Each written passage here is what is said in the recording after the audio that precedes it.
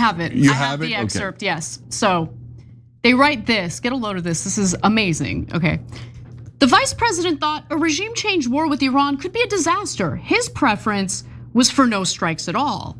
Later, when it seemed certain that the president was set on a large scale campaign, Vance argued that he should do so with overwhelming force in the hope of achieving his objectives quickly.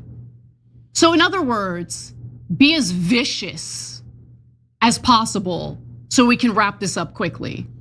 Okay, yeah. And let me just remind you of what JD Vance had to say after Trump put out a Truth Social post this morning threatening to end Iran's civilization, thus slaughtering 92 million people. Let's take a look at what he did. Did he condemn it publicly? No, he gave a speech where he basically repeated what Trump had to say. We feel confident that we can get a response, whether it's positive or negative. We're going to get a response from the Iranians by 8 o'clock tonight. I hope they make the right response, because what we really want is we want a world where oil and gas is flowing freely, where people can afford to heat their homes and cool their homes, where people can afford to transport themselves to work.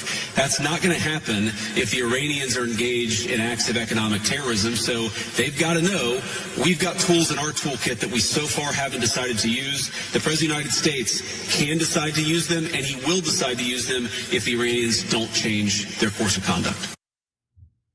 What tools are you referring to, Vice President Pence?